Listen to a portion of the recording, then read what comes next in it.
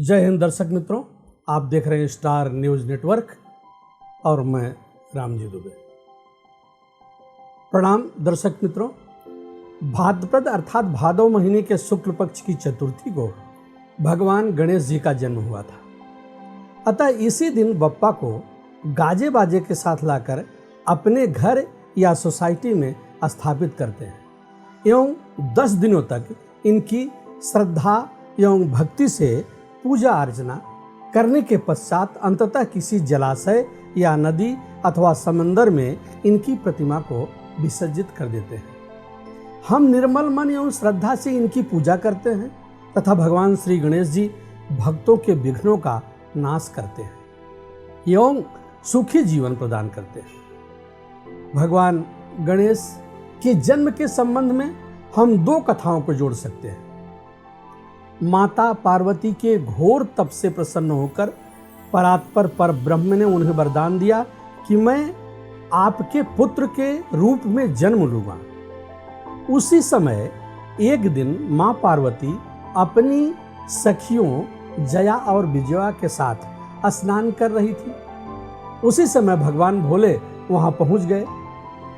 सखियों ने पार्वती से कहा कि यदि हमारा द्वारपाल होता तो आज इस दशा में हम सबको प्रभु नहीं देख पाते, क्योंकि जो द्वारपाल है वह तो भगवान शंकर की ही आज्ञा का पालन करेंगे। श्री गणेश के जन्म की पृष्ठभूमि तैयार हो गई और यह भी स्पष्ट हो जाएगा श्री गणेश के पास इतनी शक्तियां कहां से आई। मां पार्वती सखी की बात पर गौर की, उन्हें भी इसका एहसास हुआ। उन्होंने एक पार्थिव मूर्ति तैयार की और अपने शरीर के मैल एवं पसीने उस पर डालकर उसे एक सुंदर बालक के रूप में तैयार कर दिया। उस बालक को गणेश नाम भी दिया तथा शक्ति दंड देकर द्वार पर खड़े रहने का आदेश दिया और कहा कि कोई भी उनकी आज्ञा के बिना भवन में प्रवेश न करे। भगवान भोले आए तथा श्री गणेश ने उन्हें भवन में प्रवेश करने से रोक दिया और कहा कि यदि प्रवेश करना है तो मुझसे युद्ध करना पड़ेगा। भगवान शिव वापस चले गए तथा अपने सभी गणों को भेजा कि उस बालक को समझाओ और ना माने तो शक्ति का भी प्रयोग करो। सभी शिवगण गए और श्री गणेश से मार खाकर वापस भोले के पास आ गए। भोले अत्यंत क्रोधित हुए। उन्होंने देवगण एवं शिवगणों को आक्रमण करने का आदेश दिया। मां पार्वती को सूचना मिली और उन्होंने अपनी दोनों शक्तियों दुर्गा एवं काली को श्री गणेश के मदद के लिए भेजा। दोनों शक्तियों ने दिव्य गुणों से युक्त उस बालक की रक्षा के लिए दोनों गणों को घायल करके भगा दिया और अपनी शक्तियां श्री गणेश जी को देकर चली गई। तत्पश्चात भगवान विष्णु और ब्रह्मा जी आए और वे नन्हे बालक गणेश जी को समझाने का प्रयास किए और विफल होकर भगवान भोले के पास गए। प्रभु अत्यंत क्रोधित हुए।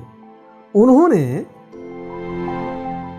क्रोध इतना किया कि उनके क्रोध की सीमा नहीं रही। सभी गणों को वे तैयार किए और जाकर के बालक गणेश को समझाने का भी प्रयास किए, लेकिन बालक गणेश उनकी बात को नहीं माने और तत्पश्चात भगवान भोले अत्यंत क्रोधित हुए तथा अपना अमोघ त्रिशूल का प्रहार कर बालक गणेश का सिर धड़ से अलग कर दिया। नारद जी द्वारा सूचना मिलने पर मां पार्वती अत्यंत दुखी एवं क्रोधित होकर अपने 9 शक्तियों का आह्वान किया, जिससे विनाश ही विनाश दिख रहा था।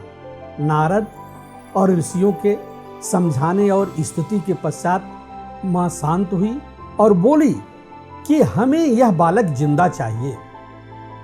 भोले भगवान के कहने पर विष्णु जी गए और जो जीव पहले दिखा अर्थात हाथी, उसी का सर काट कर लाए।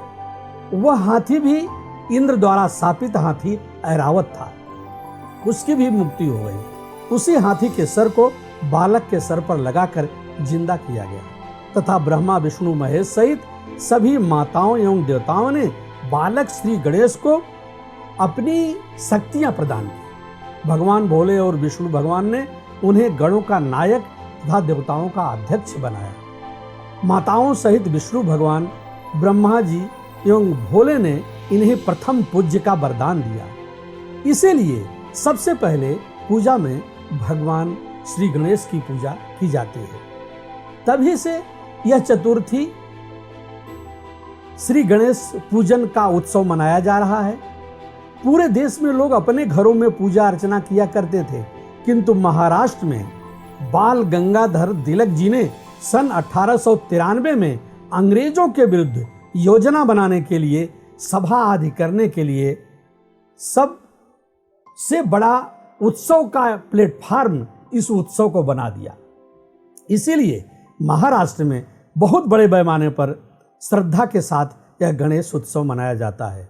हम ऐसे ही धार्मिक त्योहारों की जानकारी आप सबको देते रहें। आप बने रहें हमारे साथ और देखते रहें स्टार न्यूज़ नेटवर्क। जय भारत।